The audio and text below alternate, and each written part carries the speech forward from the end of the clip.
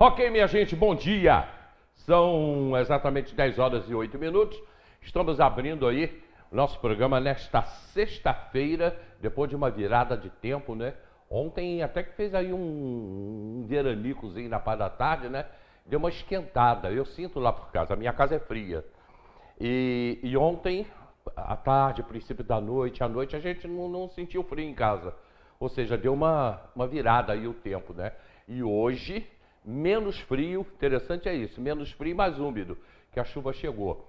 Eu tenho mantido contato com o sul do Brasil, com meu sobrinho, que está lá em Pelotas, vem embora quinta-feira, já está vindo, mestre em ciências, chegando quinta-feira, terminou a faculdade lá em Pelotas, terminou lá em Pelotas, né, o tempo porque ele tinha que passar lá, 4 anos, né, 3 anos e meio, e agora está voltando e agora vai para o doutorado. E aí eu conversando com ele ontem, que ele está morando em Pelotas, no 4º andar de um edifício no centro da cidade. Ele falou: tio, não tem luz, não tem internet, ventou, choveu a noite inteira, isso de ontem para ontem e de hoje também. Falei com ele agora pela manhã. Aqui é menos problemas, nós estamos um pouco longe do foco da chuva, né, forte. Agora o resto do estado, todo o sul do Brasil sofrendo muito com essas chuvas fortes. Resiste apenas de uma morte só, né? Mas, de qualquer maneira, é uma pessoa que morreu. A gente está muito acostumado com isso aqui em Teresópolis, né? Com esse tempo, com essas chuvas, mas não é agora. A gente está acostumado com isso no verão. E agora tem esse novo clima no mundo, né? E acontecendo isso lá no sul, que é muito propenso a isso, dado a proximidade com a parte mais gelada do planeta. Bom, vida que segue. No programa de hoje a gente vai estar conversando com o Vanderlei Pérez, com a Kátia do sindicato e com José Carlos Faria. A gente vai continuamos falando sobre o assunto água em Teresópolis. Os vereadores se posicionaram contra a venda da água. A gente vem falando isso já há muito tempo, mas só que o assunto não termina.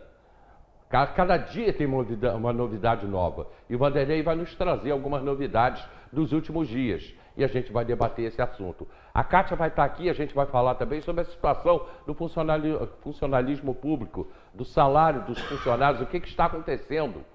Será que vai faltar dinheiro daqui para frente? Todos já receberam? Também vamos falar sobre isso. E assuntos gerais.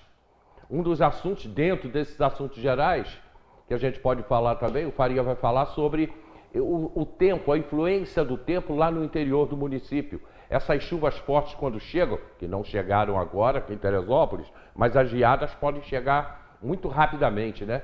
Quem é que sofre mais? O alface, por exemplo, né? O alface acaba. E o Faria tem experiência e vai falar com a gente também sobre isso. E o quanto se pode ser aproveitado o frio para o nosso turismo. Tudo isso e muito mais começando a partir de agora. Kátia, obviamente com você, por ser mulher, bom dia. Bom dia, Hélio. Bom dia a todos aí que estão nos assistindo, né? Ontem a gente fez uma divulgação boa. O servidor hoje está podendo nos assistir. E a gente deixa aqui desde já o nosso agradecimento a esse espaço que você proporciona sempre. Obrigado, Kátia. Obrigado também ao servidor público municipal. Falando que o Robinho também está aqui, né? O Robinho está aqui com a gente, tomando conta. Aliás, eu quero falar sobre o programa de ontem. A doutora Regina Vidal esteve aqui no programa. Ela é psicóloga e foi sensacional a participação dela. A nossa audiência ontem foi subindo. No final da tarde até eu falei com o pessoal da RCA e a audiência foi subindo durante o programa. Foi muito boa a participação da Regina e ela já volta agora, dia 2 ou dia 3 de agosto. Já está marcado para a volta, porque ela gostou muito de estar aqui com a gente. Ela vai voltar aqui no início do mês. Já estamos terminando o mês de julho. Vanderlei Pérez, bom dia. Bom dia, Hélio. Cá estamos, né? Convocados. Te convoquei ontem à noite para ele vir me ajudar, né? É isso aí, vou ver o que esse povo está falando aí, vamos acompanhar a conversa. Novidades aí na história da venda da água. Zé Carlos Faria. Bom dia, Hélio. Bom dia, Vanderlei, Kátia. Bom dia a todos aí. Um bom final de semana, né? Um bom dia de sexta-feira. É sempre bom citar que a sexta-feira é o dia esperado pela maioria da nossa população, aliás, da população mundial, né? Esse é o tal excelente dia, né? Excelente dia. Sextou, né? Agora tem isso, sextou. Paulo Ribeiro, Márcio Danilo, está em Teresópolis, né? Está aqui botando, ele é lá dos Emirados Árabes, mas passando aqui uns dias em Teresópolis, que é a terra dele, ele é daqui de Teresópolis. Bom dia, meu amigo Hélio, minha amiga Valéria. Bom dia, Valéria. Estou indo para Poços de Caldas e estou assistindo o programa. Domingo, lançamento do meu livro na Igreja Bola de Neve, em Poços de Caldas. Valeu, Márcio. Dia 20 aqui no programa. Márcio vai estar dia 20 aqui. Ele e Jefferson Moraes vão estar aqui no programa. Faria, essas mudanças de tempo, esse inverno muito rigoroso que a gente está tendo, que a gente tem, isso prejudica muito a lavoura, né? Me parece que o alface é que sofre mais, né? Quem planta alface. Nós temos a produção do Estado, né, consumido do Estado, 93% sai dessa região, Teresópolis, Nova Friburgo, Sumidouro. 93% do alface consumido no Estado. Então, sofre muito. Agrião, alface, outros produtos também bem perecíveis que sofrem. Se tiver granizo, então, acaba tudo, né? Mas o agrião depende muito de água. Se não tiver água, ele não sobrevive, né? E também a produção de agrião na nossa região é muito grande. Passa dos 95% do que é produzido no Estado também e consumido. Sai de nossa região. Eu me lembro quando meu pai era vivo, ali onde é a gota elétrica, ali perto da tua casa, né? Ali meu pai tinha uma plantação ali de milho e alface, e aquilo ali era um terreno. Meu pai plantava e a gente tinha que vender na cestinha que ele obrigava. E quando dava o inverno, o alface era o primeiro que morria. Você chegava de manhã e não tinha mais nada. Ele estava todo congelado e dali era para jogar fora. Se for uma chuva, se for uma geada, a pessoa tem que levantar 4 da matina para molhar, para fazer uma irrigação para tentar... tem que molhar. Para sobreviver, porque aí você entra com a temperatura de uma água antes que a produção queime toda, né? E a de granizo ela acaba porque vira uma peneira. Então não é fácil lidar com essa situação e o prejuízo normalmente é muito grande. Como é que é o frio lá no sítio, Vanderlei? Essa questão de, inclusive, regar a lavoura de manhã, né, é para tirar esse sereno também da chuva, né? Então tem essa função. E o agrião, que você está falando depende muito de água, ele é muito plantado. Hoje não, que tem os processos de irrigação mais modernos, né? Mas antigamente você dependia dos riachos, né? Daí o nosso nome aqui no nosso bairro, Agriões, né? Porque havia vários cursos d'água nessa parte de várzea aqui atrás da prefeitura. Então o rio serpenteava bastante e nessa beira de rio se plantava muito agrião. Daí o nome dessa localidade de agrião dentro da Fazenda Santa Rosa, que vai até Iucas, vai até o Cortavento, essa região do lado de cada casa de vídeo se chamava Fazenda Santa Rosa. Então, no período de seca, o agrião tem que ser molhado no mínimo 3 vezes. De manhã, de tarde e de noite. Mas o interessante é que parece assim um meio que bairrismo demais, né? Você falar de 93%, 95%, ou seja, Teresópolis é o celeiro do Estado, né? Principalmente na área das folhas, né? E por que isso, né? Por que não outro lugar do Estado? O Estado tem 92 municípios, tem regiões prósperas no Estado, tem regiões ricas. É tudo aquela coisa lá de antigamente, quando começa o Brasil e vai se experimentar nas fazendas de Teresópolis o plantio dessas espécies que vieram da Europa para ser aclimatadas, experimentadas no Brasil, em Teresópolis, para daqui então seguir para Friburgo, para Petrópolis, para Sumidouro, para Minas, São Paulo, né? Então essa coisa de Teresópolis ser o laboratório da agricultura é muito pouco falado.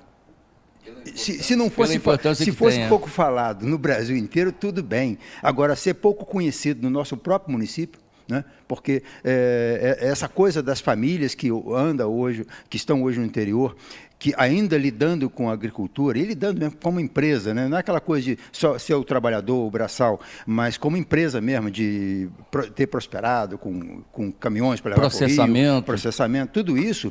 E muitas dessas famílias ainda são sucessores daqueles primeiros agricultores, sejam os ingleses ou os espanhóis, italianos, que atuaram também nessa área da agricultura, né? E o que marca a família, né, também, de netos e além de bom sucesso, portugueses, né? Tem muitos portugueses na agricultura em bom sucesso. Português e italiano. Então, é uma marca mesmo de família, né? A gente lá tem família tradicionalíssima e para o interior, aliás, para a cidade toda, né? Para toda a cidade. O interior, a força de produção do interior é muito grande. A nossa região, lógico, junto a Sumidouro, junto a alguns lugares que você talvez aqui não conheçam, de Nova Friburgo, que é divisa ali com Teresópolis. Salinas, São Lourenço, aquela região de produção São Lourenço, Santa Cruz. É muito forte. É uma região que produz também muito, mas na nossa região de Venda Nova, Imbiú, Sebastiana, Bom Sucesso, Vieira, Mota, Santa Rosa, é uma loucura aqueles que não conhecem. Porque você passa na RJ 130, na Teresópolis, Friburgo, e não entra nessas ruas. E mesmo entrando, tem como se fossem lugares menores que as pessoas não conhecem. Nós temos a produção, eu sou repetitivo, mas é marca, né? A gente produz mais de 600 caminhões dia. Nós temos empresa com 50 caminhões, mais de 100 funcionários. Claro que tem empresa com 10, com 5, com 8, mas é uma grandiosidade que as pessoas não percebem. Não tem mais aquela coisa do atravessador, né? Porque as empresas estabeleceram para prestar aquele serviço, né? Reduziu aquela interferência. Porque há uma obrigatoriedade legal de ser produtor. Mas tem muitos que produzem menos de 50% Produz nota, né? E atravessa a maioria. Mas isso aí, pela grandiosidade e a necessidade de entrega, de beneficiamento. Então, tem muito isso lá. Hoje está muito organizado.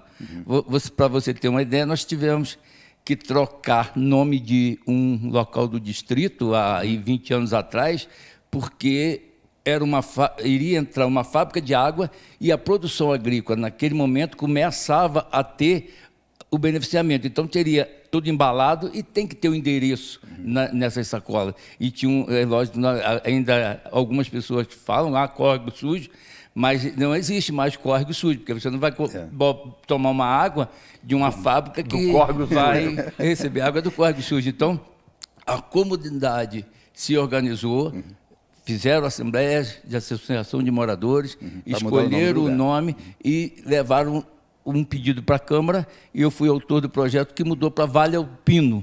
Então, hoje, aquela região que chama Vale Alpino, e eu, às vezes, até me emociono quando eu vou em algum lugar, e aí, como que está? Não, ainda estou lá em Vale Alpino.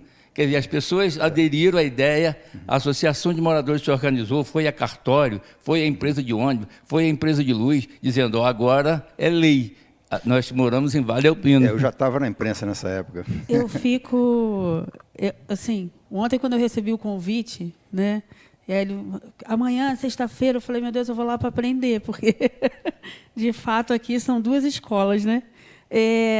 Eu fico muito curiosa, porque, assim, eu tenho 30 anos de prefeitura, e trabalhei muito tempo na zona rural, principalmente ali Santa Rosa, aquele lado de lá. Também trabalhei em Providência, Andradas, né, para o outro lado de cá. E a gente, enquanto sindicato, a gente visita todos aqueles espaços ali, porque tem muitas escolas ali para dentro, tem lugares que as pessoas não imaginam que tem escola, né? Que a gente começa, e quando eu fui a primeira vez, aquilo foi quase um passeio turístico para mim, porque você vai entrando, como você falou, em várias ruazinhas e estrada de chão, para você chegar na escola. Eu ficava admirando como é bonito lá da zona rural e como as plantações ali, o pessoal trabalhando, como aquilo ali é bonito. Eu não consigo entender como a gente não consegue atingir a meta da agricultura familiar. E eu não posso deixar de falar isso, porque a gente não atinge a meta obrigatória pelo município da agricultura familiar, com o espaço tão rico que a gente tem, com plantações ricas que a gente tem, né, com quantidade que você está me falando aí, né, de números que você tem muito mais experiência que eu nessa relação de números, né, da nossa agricultura, e a gente não consegue atingir a meta da agricultura familiar. É uma pena, né, porque isso ajudaria bastante aos produtores, né? Talvez a ânsia de produzir esquece os bastidores, né, de se organizar. E hoje avançou porque, por exemplo, raramente você vai encontrar um motor, uma irrigação com motor a diesel. É tudo bomba elétrica, é tudo com mais eficiência, com mais economia. Acaba você, é lógico que economiza. Então, a produção aumentou muito e está aumentando cada dia. E aí a vigilância até com o meio ambiente, que, em vez de quando alguém quer fazer algum terreno para produzir onde a área não permite. Falta, na verdade, o intermediário nessa relação do agricultor, do produtor com o consumidor, que é a escola, né, para consumir essa maior quantidade do que é produzido na agricultura. Porque o dia a dia de um agricultor, né, de quem mora no interior, é um dia diferente de quem mora na cidade, né? Ele tem que cumprir várias etapas do dia para não perder aquele dia, né? Seja um dia de chuva ou de sol. Então, ele tem outras obrigações e ele, embora queira vender, é preciso que o outro queira comprar. o que acontece muito, que eu percebo que acontece na educação, é que ela não se estrutura para querer comprar. Ela tem que entender que ela precisa comprar, que ela precisa ajudar, que ela precisa interagir com esse agricultor, que na verdade são os pais dos seus próprios alunos, né? Então tem que ter essa relação. E não é só lançar um edital no diário oficial eletrônico, que ninguém vê, porque aquilo é mais para cumprir a obrigação da publicação, porque não há divulgação disso, né? Mas se você tiver uma força-tarefa na prefeitura, na educação especificamente, para ir buscar o produtor e incentivar ele a vender, né? Facilitar também na questão do trâmite, né? Porque o agricultor lida com papel, com folha de verduras, de legumes, não lida com folha de papel, né? E essa coisa do papel que a prefeitura exige para fazer essas contratações acabam caindo, inclusive, nas associações que necessariamente não atendem diretamente o agricultor. Você vai ter associações vendendo para a prefeitura como se fosse da agricultura local, de material buscado no Ceasa do Rio, que pode ser até material que já desceu de Teresópolis para o Rio para ser vendido para cá. Só que muita gente ganhou dinheiro e que a ideia da merenda, usando a agricultura familiar, é eliminar esse outro que vai ganhar dinheiro nesse movimento da agricultura, né? Para comprar direto com o agricultor. Se quiser, compra até mais do que precisa para a educação. Só que a prefeitura tem que querer comprar do agricultor e não está querendo. Está largando para lá, lançando papel apenas, criando regras para fornecer e não dando suporte, não vai cumprir essa meta realmente. Cria dificuldade para ganhar facilidade, né? Só né? O Vanderlei, essa questão da produção, né, o Ceasa foi feito exatamente para isso, né, o produtor vender. A ideia era muito boa, né? Eu lembro da implantação do Ceasa. O Ceasa vender, todo mundo sair com a sua Kombi, com o seu caminhãozinho menor, e lá vender o que produzia. Mas isso foi crescendo de uma maneira que já tem muita gente só atrás do cabo da enxada. O Ceasa ficou agarrado ali naquela coisa do Estado, né? Isso, aí e o agricultor é muito empreendedor, o brasileiro é muito empreendedor, né? Fizeram um negócio melhor do que o Ceasa, porque quando a gente olhava, a gente ficava maravilhado com aquele Ceasa ali de conquista, né? E você vê hoje as empresas particulares que fazem os cíveis que o Ceasa fazia, são mais eficientes, maiores e muito mais imponentes. Não, né? E entrega direto, né, aos grandes mercados. Os grandes mercados mesmo do Estado, a mercadoria começa a sair daqui de Teresópolis de 9 a 1 da manhã, esses 600 caminhões estão na pista, né, rodando, e depois de 9, 10 até meio-dia, 1 hora, estão voltando. Porque eles têm que entregar, eles têm que chegar 4, 5 horas da manhã, no máximo 6, quando o mercado abre, já estão entregando para essas grandes redes. Nem vão para o Ceasa. Muitos ainda vão para o Ceasa, e tem o pavilhão 21, que é exclusivo da área rural, né, mas tem muito, já entrega direto aos grandes mercados. Mas a ideia do Ceasa é muito boa. Eu lembro quando ela surgiu, lá nos anos 70, né? Início dos anos 70 ali, de dar o suporte ao agricultor, né? Porque aquilo mostrou um caminho para ele, que antigamente, né, da época de colocar a verdura no balaio para descer e levar para o mercado São Cristóvão, né? Mercado São Cristóvão ali, onde todo mundo difícil, entregava. Né? São velhos, hein? Gente, só para colocar. Eles estão com muita história. O mercado São Cristóvão, que os caminhões desciam, era caixaria, era realmente o balaio, né? O jacá, né? O jacá cheio de repolho, e descia para o Petrópolis. Né? Ainda tinha isso, nós não tínhamos a Serra Rio-Teresópolis. Isso que era a vida difícil, então, né? difícil, aqueles caminhões antigos, 51. E por falar em frutas, legumes e verduras, bora lá? O Bora Lá fica aqui pertinho da gente, aqui ao lado da Original Drogaria, no centro da Várzea, em frente ao Colégio Estadual. Hoje, no Bora Lá, o caqui está R$ 4,99 o quilo. Ainda tem caqui.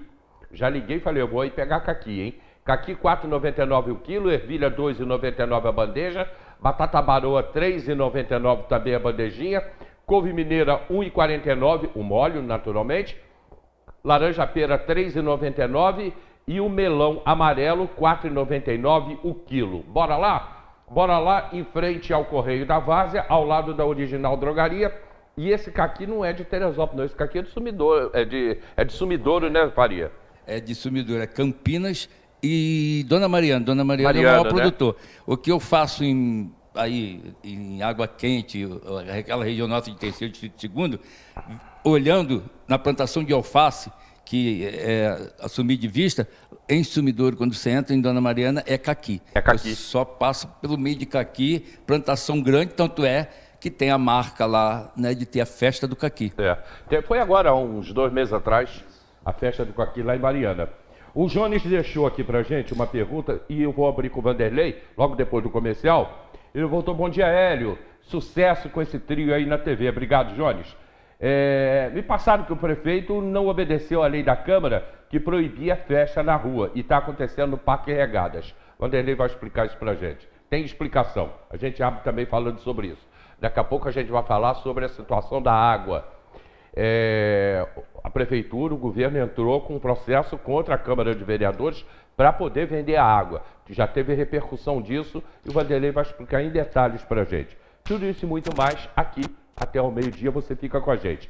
Caqui R$ 4,99 o quilo, ervilha R$ 2,99 a bandeja, a batata baroa R$ 3,99 também a bandejinha, couve mineira R$ 1,49 o molho, laranja pera R$ 3,99, melão amarelo R$ 4,99 o quilo. A gente volta já.